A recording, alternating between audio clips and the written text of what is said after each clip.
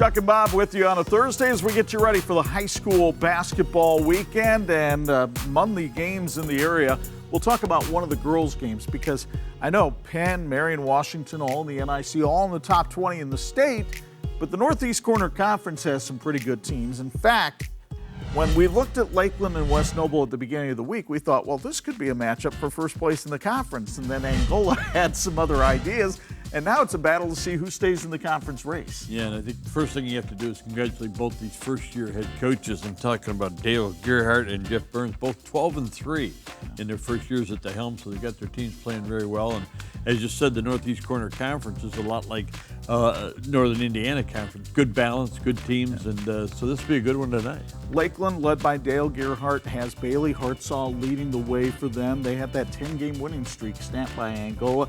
And then West Noble lost to the Hornets last night, but they've got one of the state's best free throw shooters. In fact, number 2 in the state, Mackenzie Maybe. So part of Lakeland's strategy will be making sure she doesn't get to the line.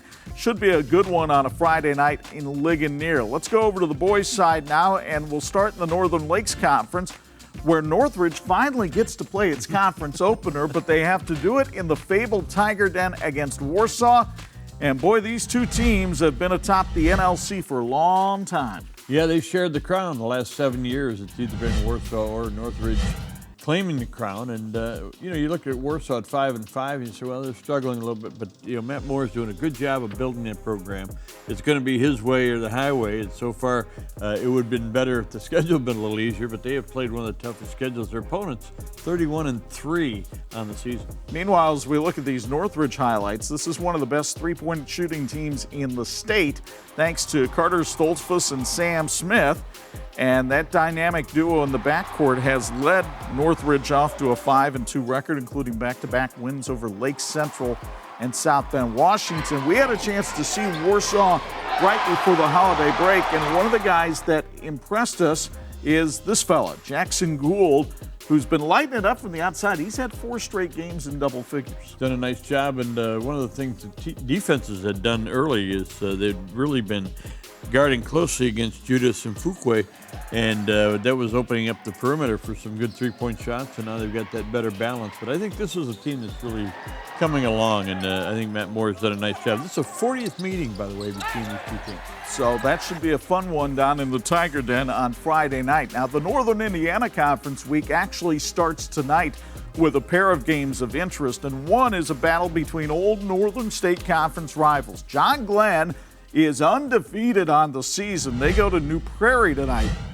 The one thing that we don't know about Travis Hanna's team, even though they're 6-0, they only have one win over a team with a winning record. That's East Noble, and they beat them in overtime. So just how good is this bunch of Falcons? Well, they're going to get a pretty good test, no question, from New Prairie, who's playing very well under second-year head coach Mike Bauer. Travis Hanna has done a nice job at Glenn. And by the way, congratulations on win number 150 in his career. But I'll tell you what, I love the way New Prairie is building their team and working around Braden Flagg. He's been fantastic. Yeah, we saw Flagg a lot last year as we broadcast the game between Glenn and New Prairie. And you're likely going to see him a lot tonight because he had a huge night Tuesday night against Northwood, scoring 34 points with 8 rebounds. Going to need some help, though, against a good John Glenn team. Carter Young and Bryson Hanna, we saw a lot of them in the highlights. And they've got a stop or two defensively, and Silas Kaser, one of the top steals men in the state of Indiana. So that should be a fun one tonight over in Rolling Prairie. Also tonight, there's some coaching wins in this one. St. Joe at Penn. You were telling me over 1,000 wins between Mark Johnson and Al Rhodes. Yeah, and I think the thing that might even be more impressive is they've been involved in over 1,700 decisions. So they've coached a lot of basketball. Both of them are Hall of Famers, and it'll be fun to watch Mark and Al go at it. Blessed to have those kind of guys around here for such a long time, but I think Penn at 2-2 has some work to do. Well, because they're facing a St. Joe team that's been red hot. And, of course, everybody knows about J.R. Konechny, the young man bound for the University of Notre Dame. He had a career-high 45 his last time out against Twin Lakes. But they get some help from some other folks, too, including that fellow Will Terry and Jack Fuda. Just a good balance, and it needs to be. Their guard play could improve a little bit, but as St. Joe goes along, the big guys inside.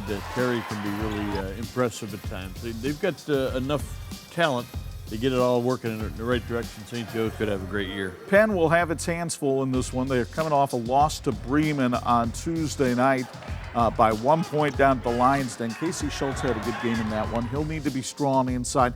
They need to get something out of Marcus Burton. When Penn plays well, Burton seems to score. He only had 8 the other night at Bremen. Let's move on to one of the more anticipated games of the weekend.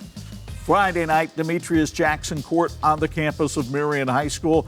The Adams Eagles, undefeated and ranked number 7 in the AP poll in Class 4A, come a-calling. And when you try to stop Adams, well, good luck, because they are so well balanced. And they are. They've been playing together for 4 years. Chad Johnson's his 4th year at Adams. Loves this team and the way they work together. And they know each other's strengths and weaknesses. What I loved about Chad, we've seen him play a couple times now. During a timeout, he'll say, okay, let's go to King in the corner. Let's get the ball to Columbus down the lane. He got so many different weapons, and he loves to utilize all of them. And it's a very selfless team. They're doing the right thing.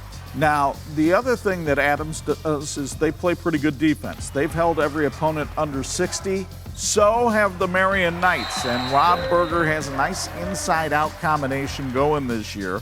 Not just with Kaleo Kakalea, but Richard Brooks is their leading scorer. They've got Declan Sullivan on the outside, but it's all the other guys. Some of the guys we're seeing here, guys like Kyrell Franklin, whose lankiness defensively really gives teams problems.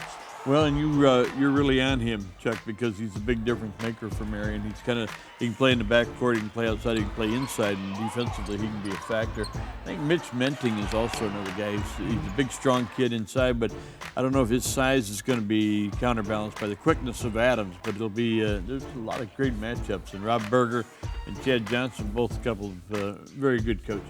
So then the game that we have for you Friday night on TV-46 pits Elkhart at Riley, an NIC rivalry here.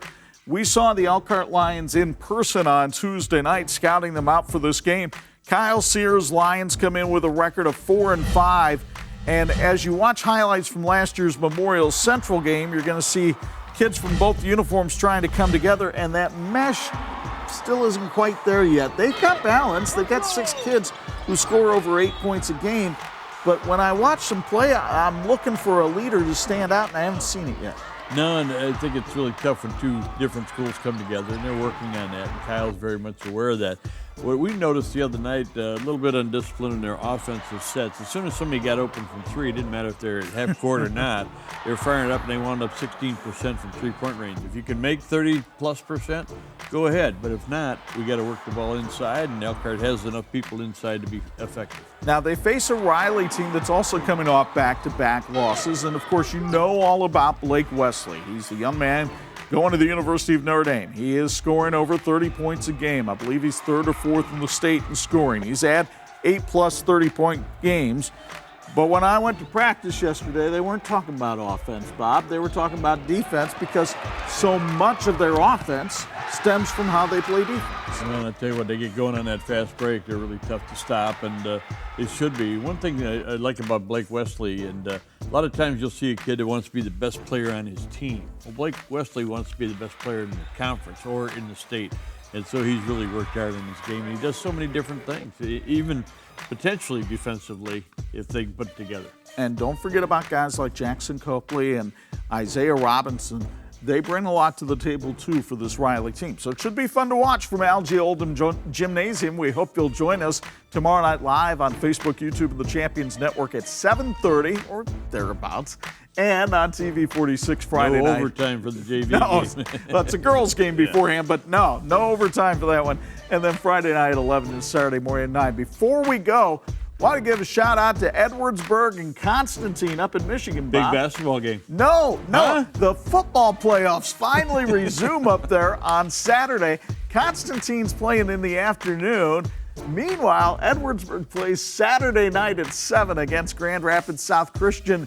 Bring the parkas for the frozen few that get to attend. Oh, man, I tell you what, but congratulations at least for Michigan, the state of Michigan, trying to get this thing done. And another special year for Edwardsburg, no question. And it may not be done yet, although Grand Rapids South Christian will certainly be a formidable foe. So we will see you tomorrow night on Facebook Live and YouTube and the Champions Network. Until then, for Bob Nagle, Chuck Freeby, thanks for joining us on social media.